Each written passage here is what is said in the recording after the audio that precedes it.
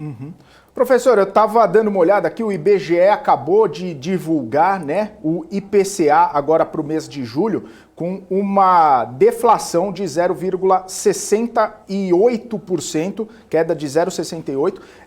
Lembrando que no último mês, né, em junho, teve um acréscimo de 0,67%.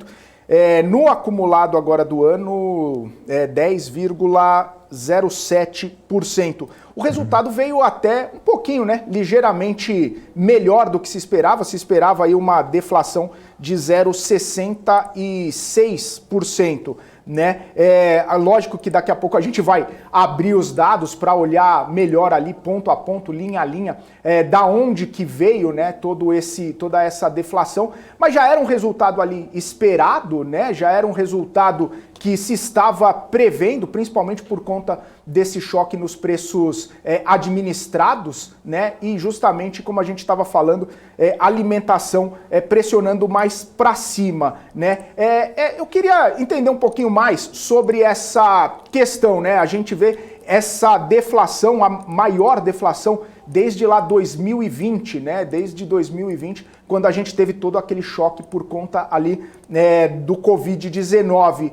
Quando a gente olha para toda essa inflação e para o acumulado anual e também para as perspectivas, né, que a gente vê Boletim Focus reduzindo semana após semana essa percepção da inflação agora para este ano, o que a gente pode esperar do Banco Central? Você estava falando que o Banco Central leva muito em consideração, porque o mandato dele tem que fazer buscar convergir para a meta, né?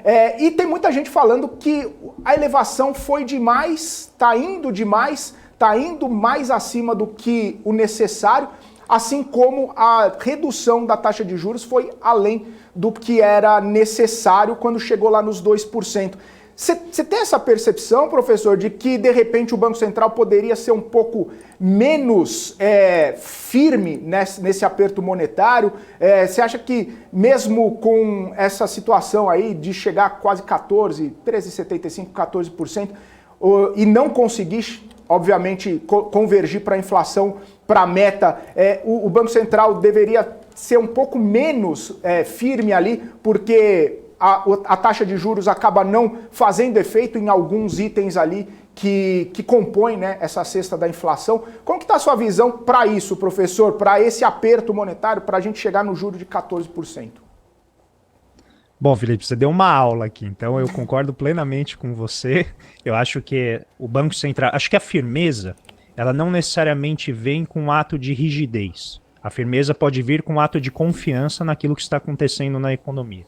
Então eu vou pegar a sua própria fala e para exemplificar o que eu estou falando. O que causou essa redução, essa variação negativa de preços, não foi a taxa de juros. Foi a redução dos impostos. Ou seja, o Banco Central está subindo a taxa de juros quando o governo está sinalizando claramente que a redução dos impostos está trazendo a inflação para baixo. Novamente, não significa que isso vá se manter, e eu acho que não vai se manter, porque você reduz uma vez imposto e inflação é taxa de variação. Então você reduzir o nível dos preços, isso vai afetar os índices de preço de uma primeira vez. Mas não vai continuar afetando ao longo do tempo.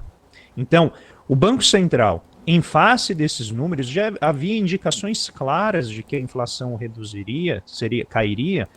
Ele poderia ter sido firme na sua comunicação, em dizer, olha, existem mudanças ocorrendo no ponto de vista fiscal, tributário, redução. Vamos aguardar para ver o que vai acontecer.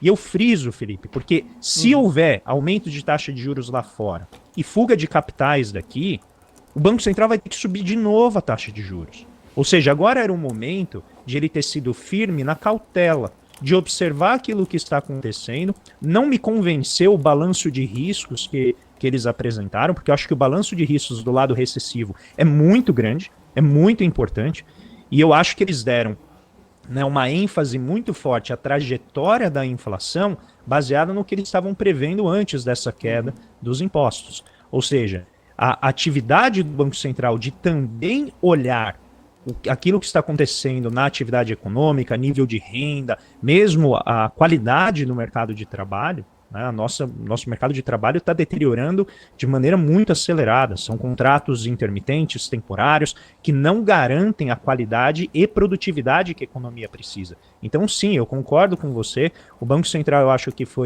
acabou sendo muito rígido dentro da sua regra, e ele poderia ter feito algo, não tanto quanto o Banco Central americano fez, de esperar demais para começar a subir as taxas de juros, mas acho que nesse momento ele poderia ter exercido um pouco mais de temperança, um pouquinho mais de cautela para observar aquilo que vai acontecer principalmente nos próximos 45 dias com a economia mundial e particularmente a economia brasileira. E um último ponto, indo na direção também do que você colocou, quando a gente olha os preços internacionais de combustíveis e de alimentos, a gente já vê uma despressurização.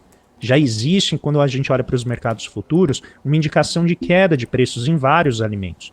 Isso é resultado de uma certa normalização das cadeias internacionais de produção, é uma certa normalização das próprias atividades de exportação da Ucrânia e da Rússia. A Rússia está com uma dificuldade de importar bens, mas ela está exportando bens como nunca. Ela está com resultados da balança comercial e conta corrente do balanço de pagamentos fantásticos, porque as sanções, como a gente já sabe, elas tendem a não funcionar da maneira pretendida. Elas servem muito para ilustrar e marcar posicionamento, mas elas não têm um efeito econômico como desejado. Tá? Isso é historicamente já registrado e estudado. Então eu acho que em face desse balanço de riscos, principalmente no fronte externo, o Banco Central poderia ter exercido um pouquinho mais de cautela e esperado um pouco mais. Uhum.